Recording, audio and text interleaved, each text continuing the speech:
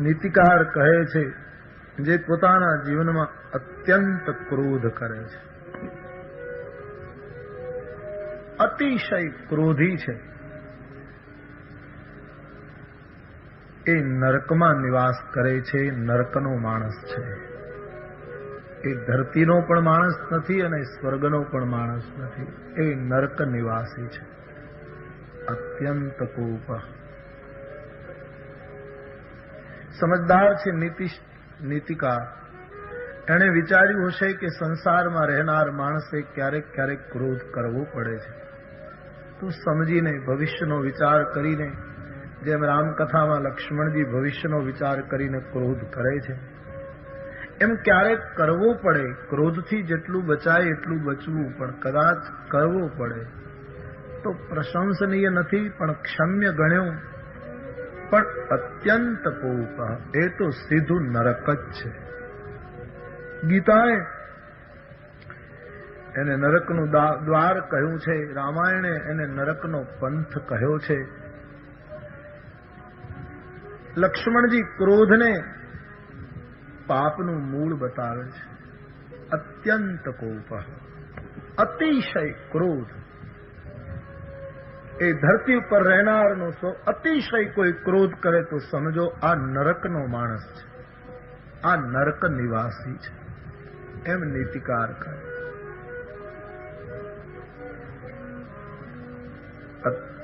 ખૂબ જ ક્રોધ કરે, અકારણ ક્રોધ કરે, એના જીવનની બાજી બગડે છે. મહાભારતમાં પ્રસંગ આવે છે. ભગવાન શ્રી કૃષ્ણ દ્વારિકા જાય છે. મહાભારતનું યુદ્ધ પૂરું થઈ ગયું છે. ભીષ્મ દાદાએ વિદાય લઈ લીધી છે. એમનો સંસ્કાર થઈ ગયો છે. પાંડવોને વિષાદમાંથી જેટલું સમજાવાય એટલું સમજાવવાની કોશિશ કરી છે. ભગવાન યોગેશ્વર કૃષ્ણ દ્વારિકા જતા હતા. રસ્તામાં ઉતંક નામના મહાત્મા મળ્યા છે. એને ખબર નથી મહાભારતનું યુદ્ધ થઈ ગયું છે. એ સમાધિમાં હતા.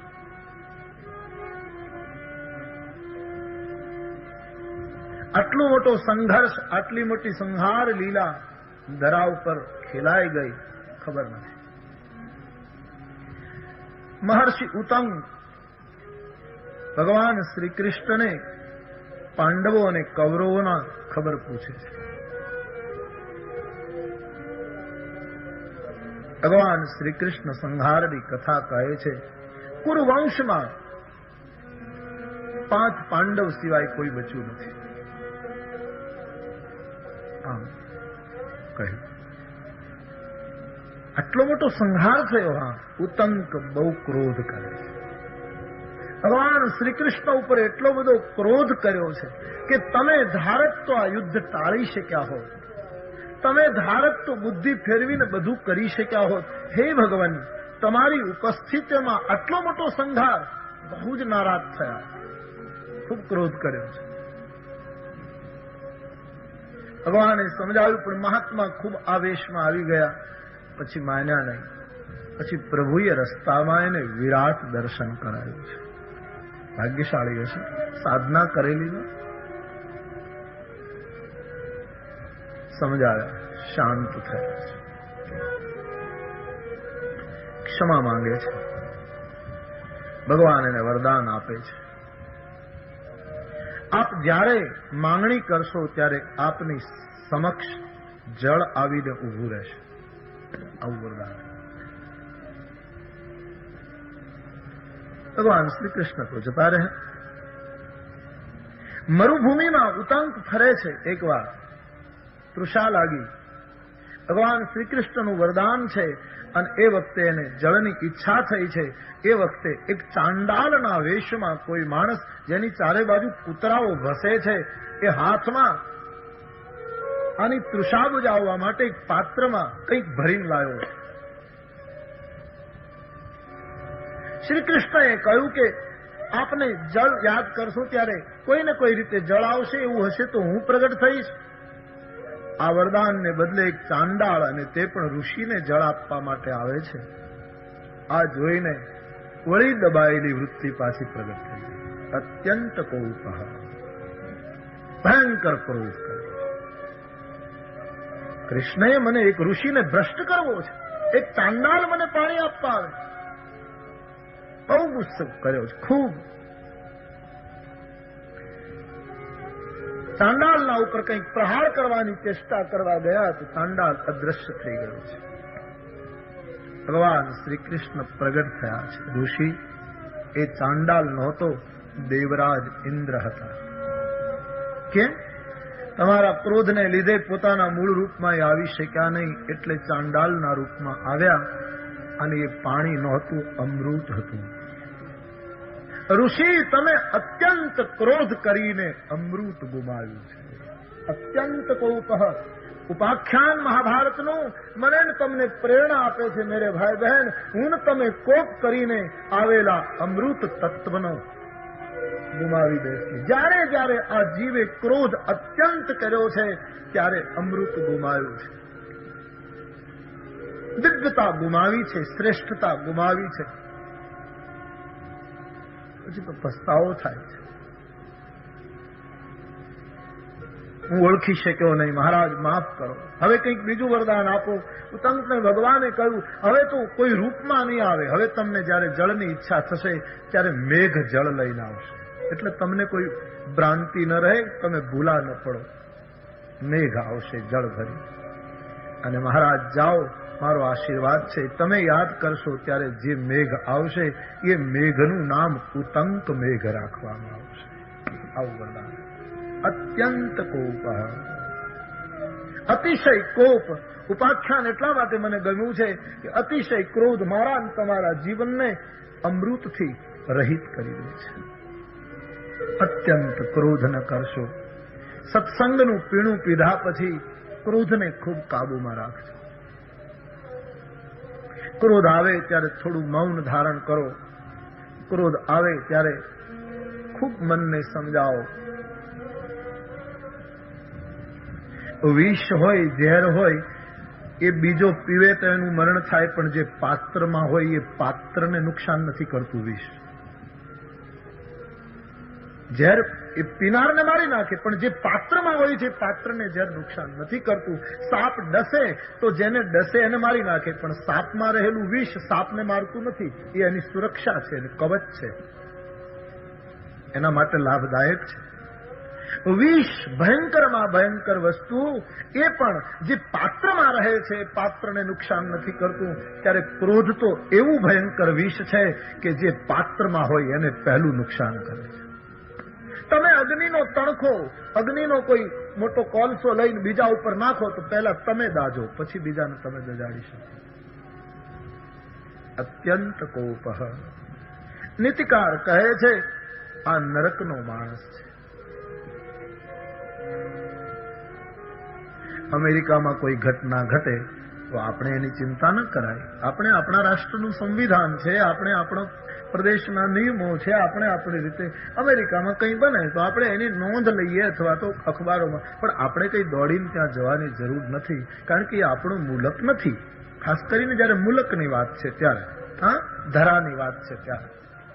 એમ કોઈ અતિશય ક્રોધ કરતો હોય તો એની સાથે જીવાજોડ ન કરવાની, કારણ કે સમજવાનું એ મારી ધરતીનો માણસ નથી, એ તો નરકનો માણસ છે. એનો પાસપોર્ટ નરકનો છે, એ નાગરિકત્વ નરકનું ધરાવે છે, એ ધરતીનું નાગરિકત્વ નથી ધરાવતો. નરકનો માણસ હોય એની સાથે મારે શું સંબંધ? એને હું શું કામ બોલાવું? એની સાથે શું કામ જીવાજોડી કરું? અત્યંત કૌપ. નીતિકાર કહે છે એ નરકનો જીવ છે. આપણે આપણી જાતને પૂછતા જવાનું. અત્યાર સુધી કદાચ નરકમાં રહ્યા હોઈએ તો શાસ્ત્ર મને તમને નરકમાંથી બહાર કાઢે, ખેંચે છે બહાર કે તુમ ધરાવાસી બનો.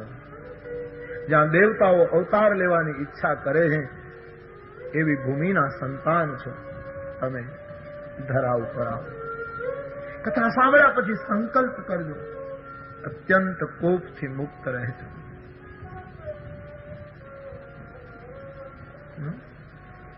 ટૂંકમાં અત્યંત કોપ કટુકાચ વાણી, જેની વાણી અતિશય કટુ છે. ઘણા માણસો ક્રોધ ન કરે પણ એવું વસમું બોલે, બેઠા બેઠા ધીમેથી બોલે, પણ એવી કટુ વાણી બોલે એક માણસને મારી નાખે.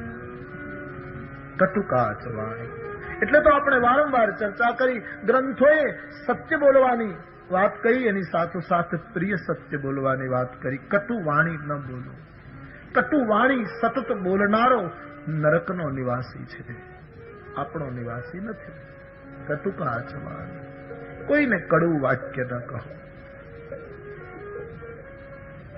તમને એમ થાય કે કડવું કીધા વગર સમજે એમ નથી. તમારા સમજાવવાથી કોઈ સમજી જવાનું છે? આપણા સમજાવવાથી બધા સમજી જતા હોત તો આ જગતને ક્યારનું આપણે બદલી નાખ્યું. ગીતાના ગાયકથી પણ લોકો સમજ્યા નથી. હું તમે અહીંયા તો આપણે ન બગડી જઈએ એટલા માટે લેસન પાકા કરો, ઠેકડા ગોતો, અને એમાંથી બીજાને લાભ થઈ જાય તો વાત જુદી છે. આપણે સ્વાર્થી નથી. બાકી અહીંયા જગતને સુધારવાની ચેષ્ટામાં ભલભલા નિષ્ફળ ગયા છે. આપણે કેવાથી સુધરી જવાના છે બધા? તમે કટુવાણી બોલશો એટલે સામો સુધરશે નહીં, કદાચ તમારા દબાણમાં આવશે, પણ એની વૃત્તિ તમારા ઉપર દબાયેલી ખૂબ ઉગ્ર રહેશે. આપણને કોઈ તમે આપણો પોતાનો જીવનનો અનુભવ લો ને, આપણને કોઈ કટુવાણી કહે, આપણે કોઈને કટુતાથી દબાવી દઈએ, આપણે કોઈને કહીએ તો દબાઈ જાય ઘરના માણસો, પણ એનામાં આપણા તરફ સદભાવ જરા ઘસાવા માંડે છે. કટુવાણી ન બોલો. તમારા માટે બોલશે લોકો, સાંભળી લો. બે વસ્તુનું બહુ ધ્યાન રાખજો. આંખમાંથી ને કાનમાંથી સંસાર આપણામાં પ્રવેશ કરે છે, તેથી આ બે વસ્તુને બહુ સંભાળો. એક આંખ કો સંભાળો, એક કાન કો. આ બે પ્રવેશ દ્વાર છે સંસારની વૃત્તિઓનો પ્રવેશ કરવાનો.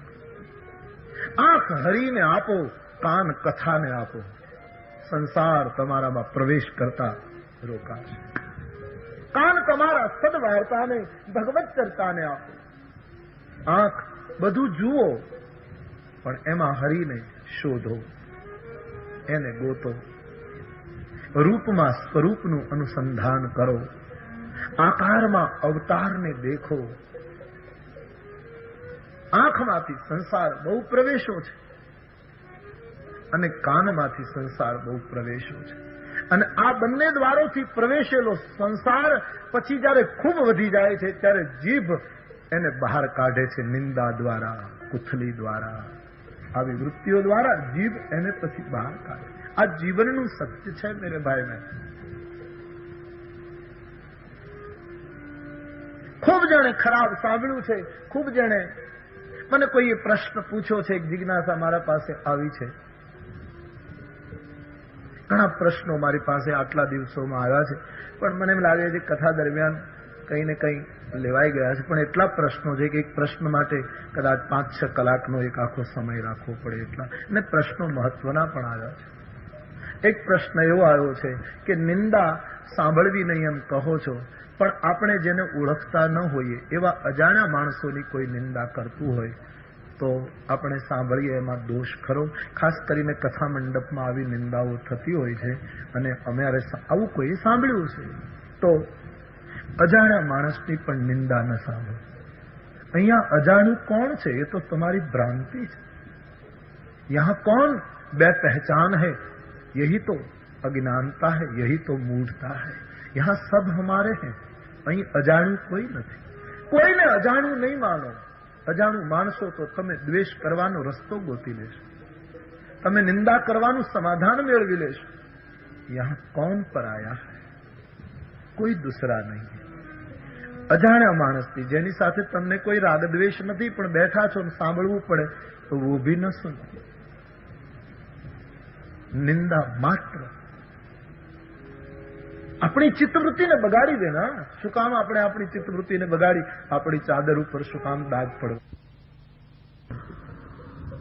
નહેરમાંથી પાણી લો, કૂવો આપણો હશે, નહેરમાંથી જેટલું પાણી લીધું એ આપણું, પણ કોઈ કહે દરિયો મારો છે, આપણો નથી, છતાંય દરિયાને કિનારે ઉભા રહો તો એનું પાણી તમારા પગને અડ્યા વગર રહેતું નથી, એના છાંટાઓ તમને અડશે. એમ અજાણી વસ્તુ જેને તમે તમારી નથી માનતા એની નિંદા સાંભળવાથી પણ ચિત્ત વિક્ષિપ્ત થશે. કઈ નહીં થાય તો શું થશે? બિલકુલ તમારા અનુભવમાં લેતા જાઓ મેરે ભાઈ બહેન. કઈ નહીં થાય તો શું થશે? તમને કોઈ તકલીફ નહીં થાય. અજાણ્યા માણસની કોઈ નિંદા કરે છે કે સાંભળીને કથા સાંભળ્યા પછી તમને એવું થશે જે નિંદા કરે છે એના તરફ ઉભાવ જાગશે. આ માણસ નિંદા કરે છે, ભલે હું નથી ઓળખતો જેની નિંદા, પણ નિંદા કરનારો આપણને નહીં ગમે. અકારણ ચિત્ત વિક્ષિપ્ત થશે. કોઈની નિંદા નથી. ઘણા પ્રશ્નો પૂછાયા છે, ભૂલ ગયા.